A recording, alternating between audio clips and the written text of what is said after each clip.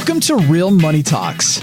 Real strategies from the moneymakers and the world changers that you can use to make millions, keep those millions, multiply your wealth, and build your team. Here's your host, author of 5 New York Times bestsellers, money expert on Dr. Phil, CNN, CNBC, The Street TV, Fox News, and The View, Loral Langemeier. Hi, this is Loral, and welcome back to Loral's Real Money Talks, a podcast that talks about making money, keeping money, investing money, and you need an integrated wealth team. So today, we always record these in a very evergreen style, but today we're also headed to the end of the year. So we're going to do both. We're going to make it evergreen, and we're going to give you some deadlines on when you need to get accounts open. We're talking to Edwin Kelly today. He owns a Specialized IRA, which is just an extraordinary company that will self-direct your IRA. So I'm just going to jump in. How did you even arrive at being a custodian of IRAs? And then we'll get into the description and what you can do with IRAs. So I think most people think of an IRA as a 401k in the United States. And that's a painful vehicle. So welcome to Loral's Real Money Talks. Yeah, well, hey, Laurel, it's awesome to be with you once again, even though this one's from a little bit of a distance. But the way that I got into it is interesting. When I was young, I studied the greats of old, Rockefeller and Carnegie and Aristotle Onassis, Ford, and all these guys. And I knew I always wanted to be in business for myself, and I wanted to have control over my own destiny. And I was always into money and finance and investing and those kinds of things. And I was really trying to look for a niche. And one of the things that I observed from studying all those people, and, there's a lot of common elements among successful people. But one of the things that I found was that in many cases, these folks started a business in what was generally a new industry. And as that industry expanded, their business expanded.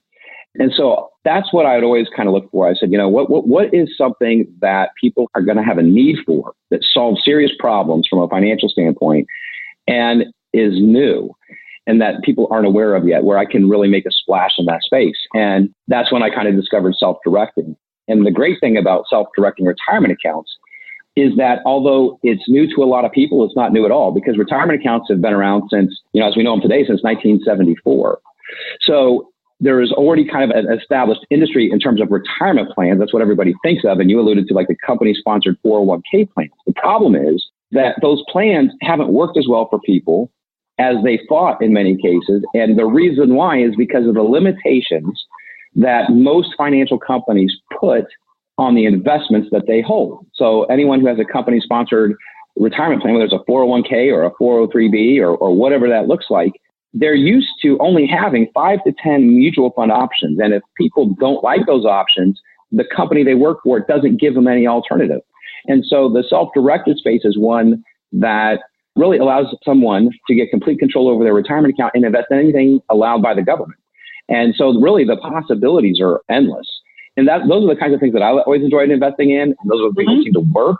And that's what caused me to build this company, because the other thing that I found was there wasn't really a company out there doing what I was trying to do or would allow me to do what I wanted to do or supported me. So that's kind of the impetus and kind of how I birthed Specialized. Yeah. And so let's talk about self-directed in a more detailed way, which is you can walk into Schwab, Fidelity, some of those traditional firms, and they'll say absolutely with self-direct. So talk about what people think it is versus what you do that's so drastically different. And we're going to get into some investing examples because so many investors are moving this direction. Yeah, I'll tell you, that's one of the biggest challenges out there right now today is that there's so much misinformation.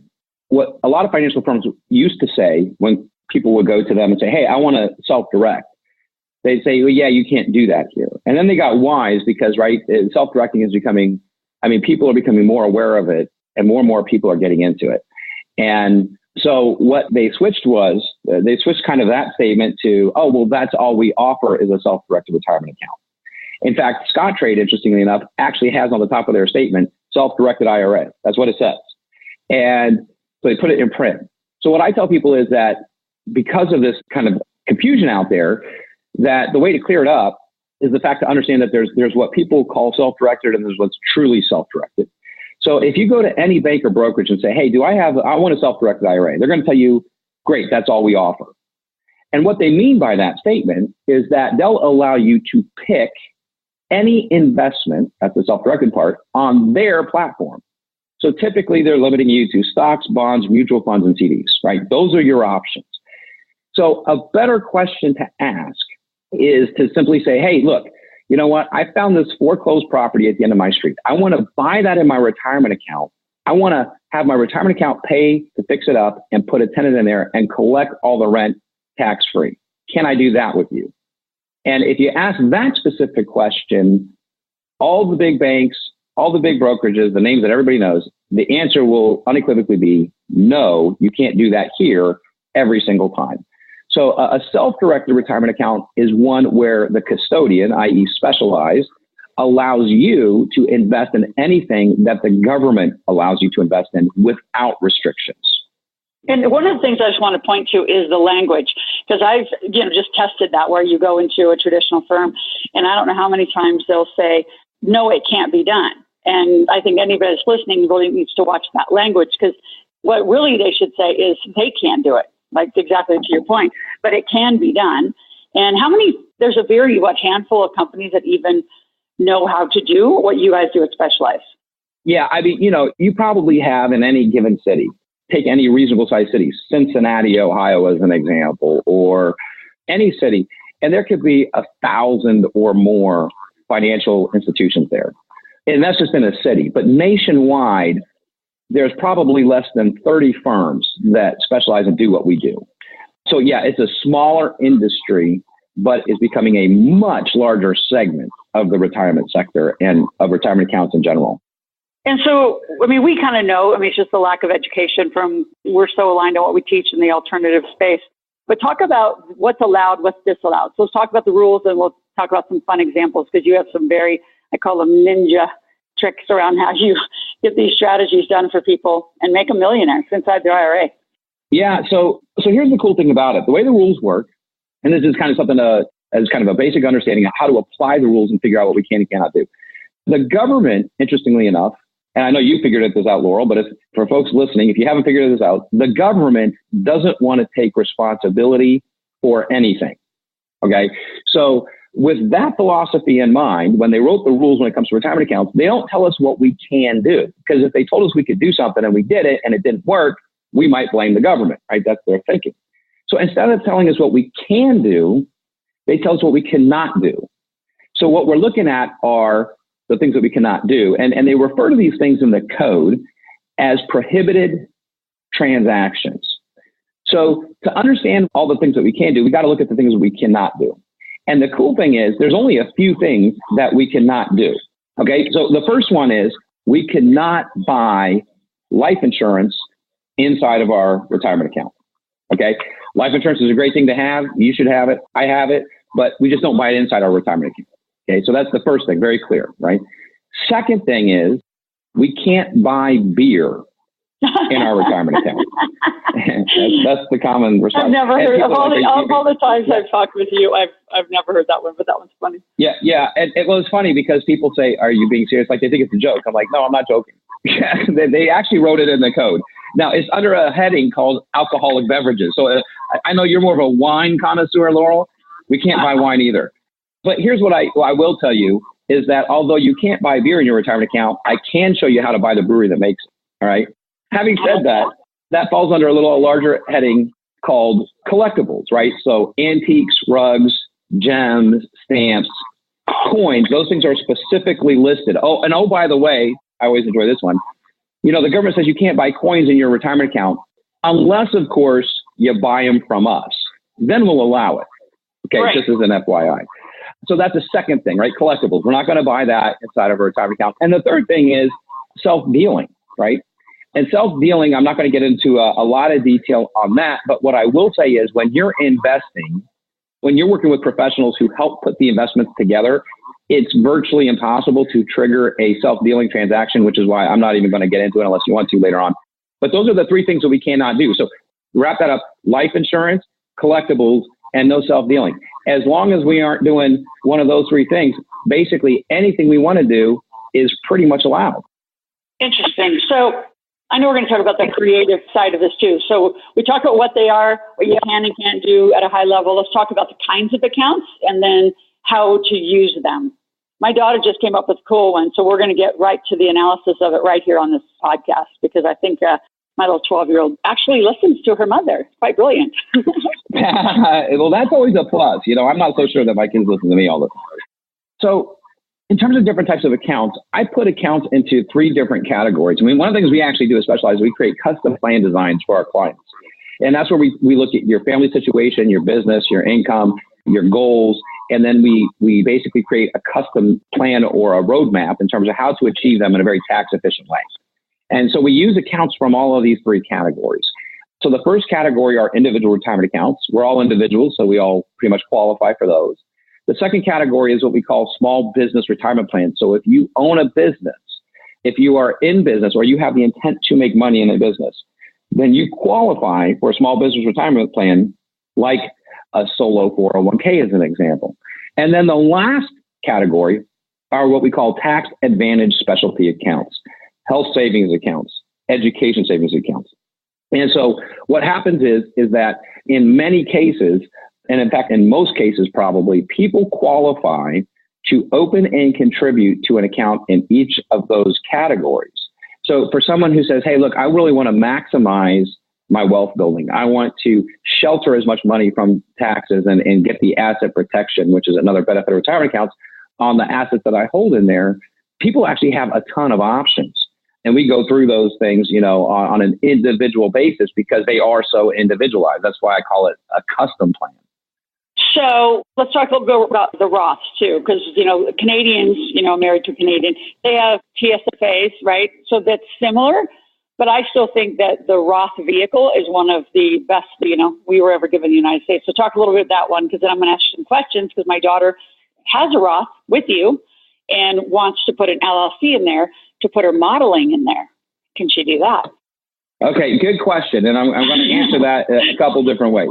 But with the Roth, the Roth is compelling, right? And the Roth is compelling because it's the only vehicle that I know that allows us to go from forever taxed to never taxed. And that's exactly what a Roth is, because when you and I have a Roth retirement account, and I'm calling it a Roth retirement account because there's Roth IRAs, there's Roth 401ks, there's those tax specialty accounts, tax advantage specialty accounts that act like a Roth, but for specific purposes like healthcare or education. So a Roth-based account is one where all the income we generate in that account is not subject to tax. All the profits and earnings from investment activities are not subject to tax. And when we spend that money, we get to spend it 100% tax-free. It's not subject to federal income tax. It's not subject to AMT, not Social Security, not Medicare, nothing. I mean, if you pull $100,000 a year out of a Roth, you get to actually spend $100,000 a year. So the government can't touch that money. And that's really the power of the Roth. So that's kind of the first part. And there's all kinds of accounts there. So if you're interested in tax-free, then the Roth is definitely the way to go. One thing I'll just comment on that real fast is that I cannot tell you, Loral, I'm sure you hear this all the time too, because you have the same conversations I do, is that people will say, oh, well, my accountant, my CPA told me I make too much, I can't have a Roth. Yeah, I hear it all the time. That's total baloney. Yeah, that's total baloney. Okay, I've never met anyone I could not get into a Roth. In fact, I had one gentleman, just as a quick example, one gentleman came to a workshop I was doing. I'll never forget. It was in December of 2006. And he says, I can't have a Roth. He's like, you talk a lot about it. He says, I get it. He's like, you don't have to explain it to him. He's like, I get it, but I make too much to have a Roth. Within 12 months, he had over $100,000 in Roth accounts. It's just total baloney if somebody tells you can't have these vehicles. You absolutely can. You just have to know how to do it. And of course, it's got to be 100% legal, which is what we specialize in. So that's the first part of the question. The second part of the question that you asked is about your daughter. So that's the great thing. Kids can have accounts. Obviously, your daughter has one. And investing in an LLC is one where, you can make an investment in an LLC. That LLC can hold all kinds of assets, right? So at the first pass, I say, 100% can be done. Now, the trick of it is that when we talk about a business or some nature of a business, businesses, interestingly enough, are not prohibited inside of a retirement account. So you can own a business inside of a retirement account if you want to. But now when we talk about a specific type of business, that's where, we would get into some more questions and just make sure that it's conforming to the rules and those kinds of things. And as long as it conforms, then the answer is yes.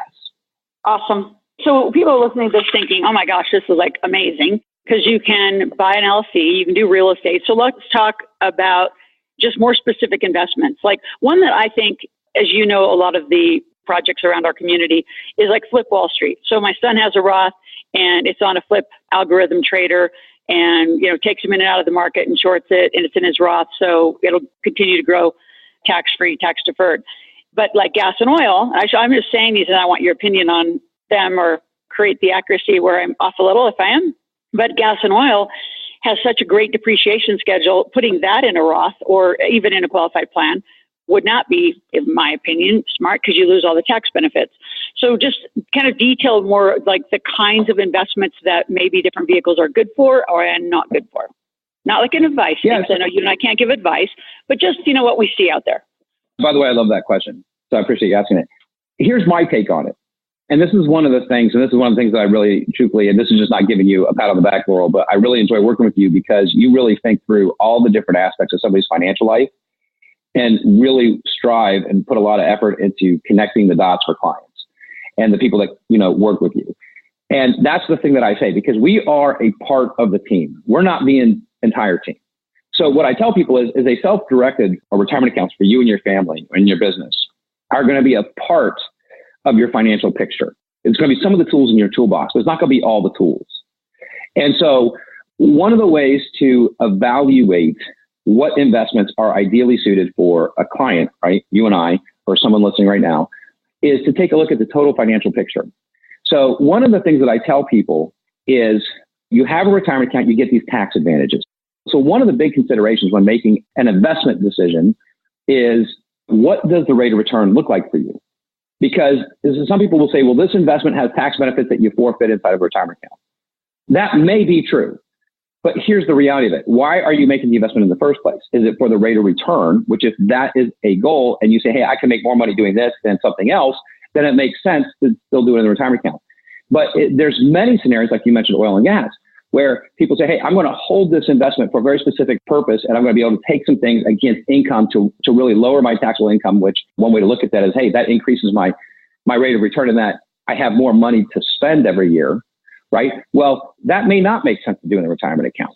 So that's where I'm an avid believer. And one of the things that I always tell people is, look, you want to consult with the people who are helping you with your financial picture to make the best choices so that you optimize, right? I always say, when you step into this world, there's so many great things that you can do. I'm not worried about accomplishing great things. I really want the ideal for the client. And the way you have the ideal for the client is to do exactly what you're talking about, is to look at the different types of assets and recognize that there's some that will be way more beneficial to you, right, outside the retirement account, and some that will be very beneficial to you inside the retirement account. And so let's talk about a few examples. So how you get your kid to be a millionaire. Because I think, like you said, and thank you for the comment on the integration of our team, because I know that we do it so well, and we just have awesome teams. Like I love when we have, our advanced team all on a big panel. I think that's one of the greatest things our clients could ever see is how everybody has a role and everybody stays in their lane. So when it comes to the decision of, what do I invest in, then you would go to somebody like Rob, who's one of our alternative financial planners who can actually advise and tell you. And, Edwin will tell you the boundaries around this, your qualified plans. But let's talk about the kids, because over and over and over, we do a lot of legacy work, and families will say, I didn't put enough away for my kid's college. I didn't put enough away for my kid, blah, blah, blah. $5,500 a year. So talk about some of those numbers. And the one that you just shared with us at the last show was somebody who waited 10 years to start doing this could cost them $1.8 million, according to your example. So give some of those fun examples, because I think it's so simple. Just $5,500 a year. Yeah, I mean, the great thing about wealth building, this is what I tell people. Wealth building is not complicated. I can't tell you it's always easy, but it's not complicated as people think. And so one of the illustrations that I shared at your event, and that I'll share right now, is that I have a client. She's a grandmother. And so she's self-directing her own accounts, and creating a retirement income for herself. But she's such an avid believer in it. She says, you know what, my grandkids need to get this. And so she says, would you be willing to have a conversation with my grandson? Because he just left college, didn't finish college, but left college. And I want him to understand what he's able to accomplish in his life and just how this stuff works. So I said, be happy to. So actually, I had that phone call, I think it was earlier this week or last week. It was in the last couple of weeks. And so what I did was I just put together, because, again, it's not complex. It's super simple. So when I got on the phone with Mitchell, who's the grandson, I said, I just want to impress upon you, one of the reasons why I've been successful, and I was fortunate enough to figure it out at a young age, because I started doing things from a young age that none of my friends were doing. And so I said, here's the scenario, right? So Mitchell is 20 going on 21, actually next March. And I said, if you opened up a Roth IRA right now and you put $5,500 a year in it, and now I said, if you divide $5,500 by 12 months, that's $458 a month. So if you save and invest $458 a month, okay, and you do that inside of a Roth, and let's just assume you're getting 10% on the money, which, right, I just use as kind of a basic illustration in this world because I see a lot of people do better than 10%. Some people don't do quite 10%, but 10% seems to be a fair average for illustration purposes. So I said, if you're getting 10% on the money and you're putting away $458 a month, I said, when you turn 62, Mitchell, your account will be worth $3,001,289. Okay, $3,001,289. And he's like, holy cow! Like, kids don't think about this stuff, and which is kind of funny because I don't know, maybe I'm a nerd because I started thinking about this stuff back when I was in middle school. That's when I started my investing career. But at any rate, I said, here's the thing that I want you to think about, though. I said, if you never want to run out of money, you can't touch your principal. You can't draw down on your nest egg. So I said, what you can spend every year is the income that your investments provide you. So I said, if you're making 10% and you've got an account worth $3 million, that's $300,000 a year. But I said, but wait a minute, because it's coming from a Roth, you pay no income tax on that $300,000. So what that means is you actually have $300,000 a year to spend. Okay. And he was just blown away by that. Now I said, Mitchell, let me just tell you, I want to give you another example because you're thinking, well, I'm 21 years old and I know what's on your mind. I know the number one thing on your mind, and I know it's not money right now. Okay. I said, I'm actually 21 with 27 years experience. So I totally get where you're at. Right. And I said, so here's the thing. Let's just say you wait 10 years. Instead of starting this at 21, you do it at 31. Same numbers. You put $458 away a month. You do that to 62. I said, do you know what your account value would be worth then? He's like, I have no idea. I said, your account value would be $1,119,000. I said, you effectively forfeit $2 million and $200,000 a year in income for the rest of your life by thinking to yourself, I got all the time in the world. I can put this off another year. I can put it off another 2 years. I don't have to worry about it. It's the biggest mistake I see people make. And people have no idea what it's costing them when they make those decisions. No, I don't. I think, and I want you to give one more, and I know we're coming to the end of the podcast. There's another example you use of a gentleman who started late and then ended up with very similar millions in his account. And it was from a completely dead start. You know who I'm talking about? And I think he did real estate inside of it. Yeah, I know. Oh, yeah, I know exactly who you're talking about. So what happened with Gary, Gary was an attorney, 53 years old. And this was back in 2004 when he opened up his first Roth self-directed IRA. He opened it up. He made a $4,000 contribution that year because that was the only amount of money you could put in a Roth that year, right? That was the contribution limit was $4,000. So he maxed out the contribution. He put $4,000 in.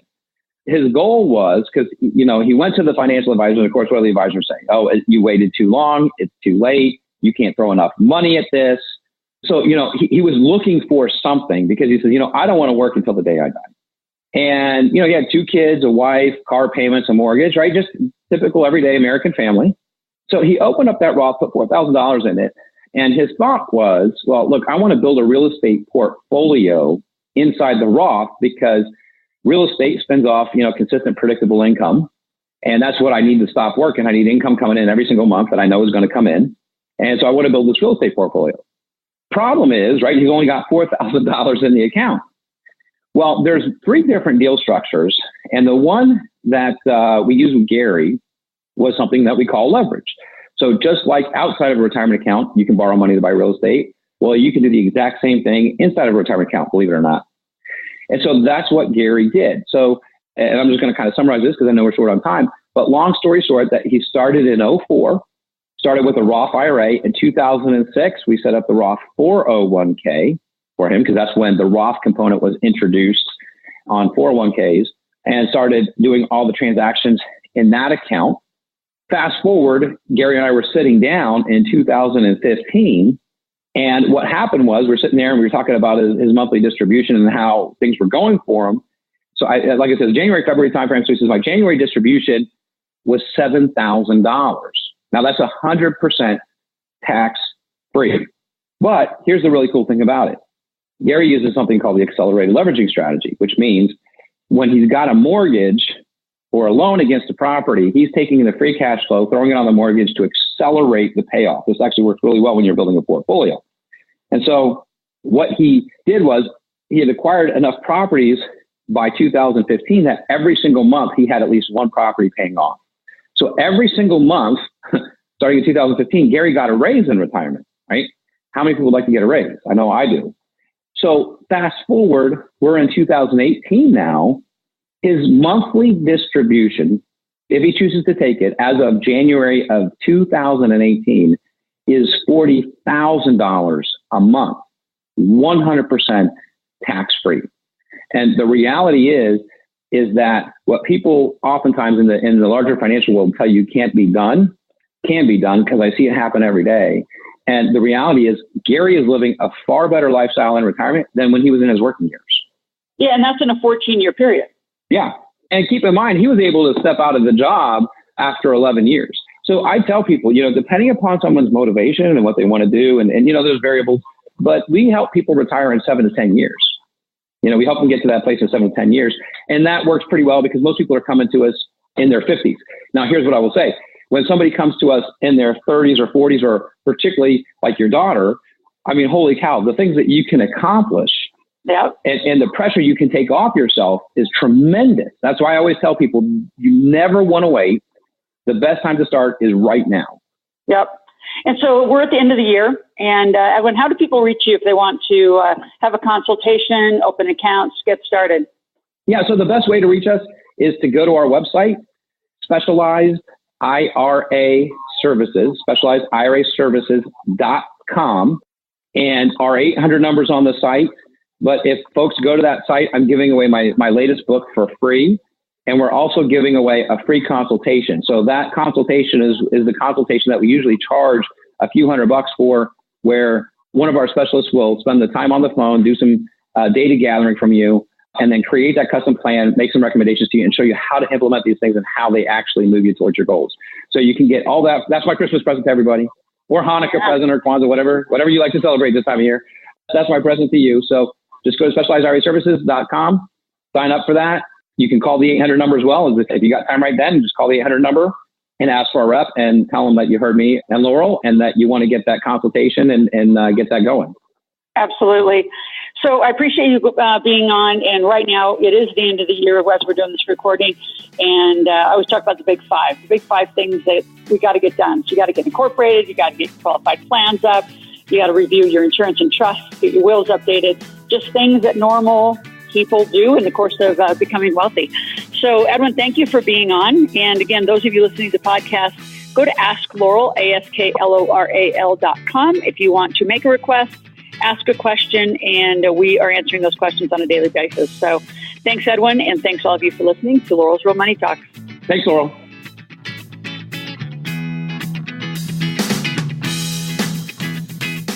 Thanks for listening to the Real Money Talks podcast. Your host has been Loral Langmeyer, author of 5 New York Times bestsellers, money expert on Dr. Phil, CNN, CNBC, The Street TV, Fox News, and The View. Want to learn more about off-Wall Street investing, tax strategies, and multi-million-dollar business strategies? Visit liveoutloud.com/podcast for past episodes, show notes, and resources.